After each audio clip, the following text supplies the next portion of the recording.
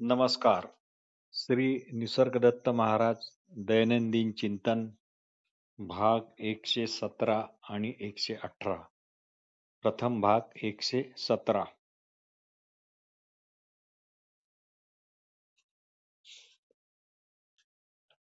श्री निसर्गदत्त महाराज म्हणतात, तुम्ही जेव्हा झोपी जाता तेव्हा तुम्ही झोपच असता. संदर्भ आत्मप्रेम पान नंबर 73. तुम्ही वेगळे आणि तुमची झोप वेगळी असे कधीच होत नाही. तुम्ही जेव्हा जागे असता तेव्हा तुम्ही जागच असता. तुम्ही वेगळे आणि तुमची जाग वेगळी असेही कधीच नसते. असे हे विभाजन मुळीच नाही. याच्याच खोलात जा, याचाच विचार करा. झोप जेव्हा जागी होते तेव्हाच तुम्हाला तुम्ही असल्याची खात्री पटते व ही जाग एका क्षणातच ब्रह्मांड प्रसवते. झोपेमध्ये तुम्ही शुद्ध अज्ञानी असे असता. ते शुद्ध अज्ञान म्हणजे झोप. समजा झोपेतून जागच आली नाही तर आपण मेलो हे सुद्धा आपल्याला कळणार नाही. म्हणजे कोण मेला याचा पत्ताच लागणार नाही. रोज शुद्ध अज्ञान जागे होते आणि रोज शुद्ध अज्ञान झोपीही जाते. अशा या शुद्ध अज्ञानाचा निश्चय पक्का झाला पाहिजे. ज्ञानाचा निश्चय करण्याची मुळीच गरज नाही. अज्ञानाचाच निश्चय पक्का झाला की तो ज्ञानाचा निश्चयही आपोआप पक्का होईल. अवांछितरित्या तुमच्याकडे तुम्ही असल्याची श्रद्धा निर्माण झाली आहे. अवांछितरित्या तुमच्याकडे तुम्ही असल्याची श्रद्धा निर्माण झाली आहे. श्रद्धा, भक्ती, प्रेम तिघी एकच, जणू एकाच टोलाचे 3 पाय.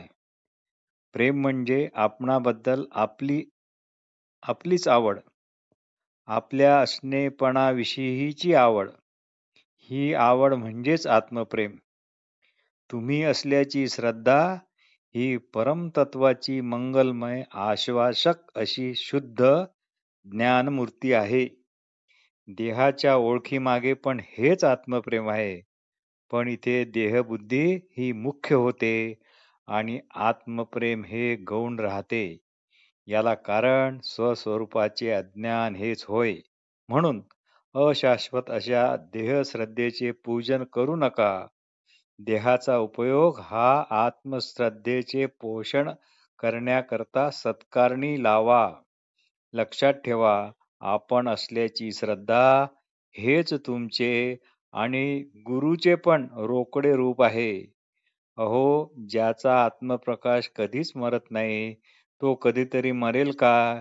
मी मानव नव्हे ब्रह्म आहे अशी श्रद्धा बदलली की काम झालेच समजा. प्राणाशिवाय मन वेगळे कधीच नसते.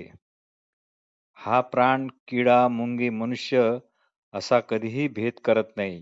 तो सर्वांना समान रीतीने प्रामाणिक रीतीने वागवतो. म्हणून ज्ञानी माणसाचा प्राण व्यक्तिगत असा त्याला वाटत नाही. तो अवघ्या विश्वाचा विश्वात्मक असा प्राण असतो आणि यामुळे त्याच्या ठिकाणी दयाही कार्यान्वित होत असते. आता फक्त ज्ञानाकडे दयाच उरलेली आहे. आता फक्त ज्ञानी माणसाकडे दयाच उरलेली असते. ज्ञानी कोणाशीही स्पर्धा करत नाही. त्याला निंदा, द्वेष, मत्सर नसतात. ब्रह्मार्पण करणे म्हणजे काय? दिसे आणि भासे पण ते आता नसे, हे जो जाणतो तो ज्ञाता. हे जे तुम्ही ऐकता आम्ही सांगतो ते स्वरूप प्रत्ययाचे ज्ञान आहे. आत्मप्रत्ययाचे ज्ञान आहे. स्वरूप प्रत्ययाचे ज्ञान आहे. सांगोवांगी नाही. जाणीवेचे आसन लावा. नुसते शरीराचे नको. गुरुवर म्हणजेच काय गुरुवचनावर विश्वास नाही तोपर्यंत तुम्ही हा गुरु तो गुरु असे करतच राहणार आणि एका आश्रमातून दुसऱ्या आश्रमात असे भटकतच राहणार. गुरुवचनानुसार राहाल तर तुम्हाला कुठेच जायची गरज नाही. श्री निसर्गदत्त महाराज म्हणतात, मी सिद्धी वगैरेचा अभ्यास केला नाही. फक्त आणि फक्त गुरुवचनाला चिटकून फक्त स्वस्वरूपाचाच अभ्यास केला. बस इतकेच केले. तुम्हीही तसेच करा, मात्र कळकळीने आणि चिकाटीने. भाग 118. व्यवहारातील शब्द खरे. व्यवहारातील शब्द खरे वाटल्यामुळे देहबुद्धी जात नाही. ज्ञान झाल्यावर आपण असल्याची जाणीव ही जाणपणे जाणवणार नाही आणि ती नाही हेही जाणपणे जाणवणार नाही. जेव्हा तुम्ही असंग व्हाल तेव्हा दया तुमच्यातून मात्र वाहू लागेल. सर्व वाईट गोष्टी ह्या नष्ट होतील. असंग होणे म्हणजे मूळ सनातन होऊन निवांत राहणे होय. अशा असंग माणसाच्या सहवासाचे प्रेम इतर लोकांना खूप असते आणि त्यांचा सहवास त्या लोकांना शांतीप्रद असा वाटतो. काही न करताच काही न होता जग जग म्हणून आहे. काही न करता आणि काहीच न होता जग हे जग म्हणून आहे. हे असे कळले म्हणूनच ज्ञानी निसंग झाला. जिवंतपणी देह सोडणे हे एक अशी धारारोत आहे.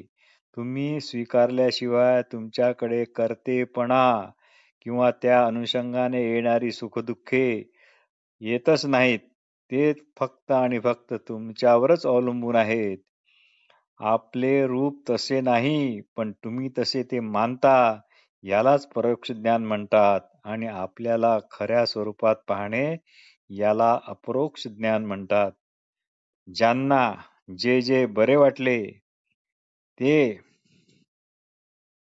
त्यांना लोकांना सांगावेसे वाटले आणि त्यातील काही लोकांना ते पटले. काहींना ते सांगणे आवडले.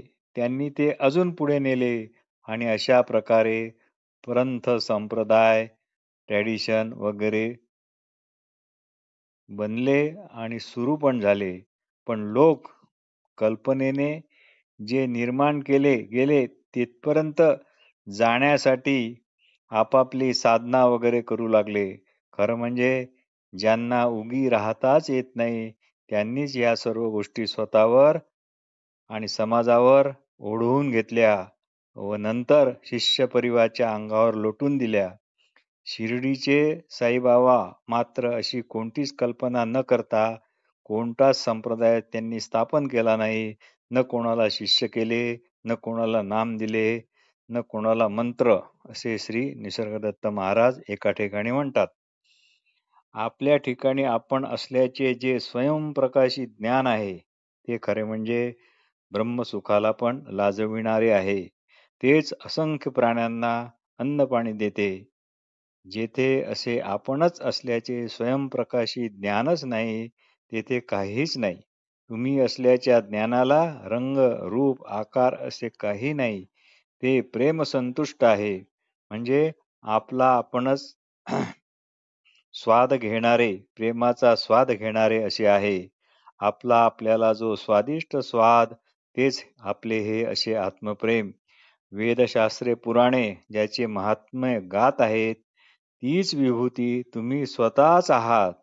तुम्ही असल्याची ही जी इवलीशी जाणीव आहे तिचे तुम्ही महत्त्व ओळखा. त्यामुळे तुम्ही मूळचे जे सुखरूप होता तसेच असाल. म्हणजे तुम्ही वेगळे आणि तुमचे सुख वेगळे असे न राहता तुम्ही सुखच असाल. आपला स्वाद आपल्याच ठिकाणी आहे. जीभ तर केवळ चामड्याची एक पट्टी आहे. आपला स्वाद आपल्यात नसेल तर जिभेला तिची स्वतःची रुची आहे तरी काय? महाराज म्हणतात, ज्ञानी पुरुष जे जे करतो तसे करणे हे त्याच्या मूळ स्वभावातच असते. म्हणून आपण म्हणू शकतो की जाळणाऱ्या अग्नीच्या ठिकाणी आपण जाळणारे आणि हे इंधन जळणारे असा भेद कधीच नसतो.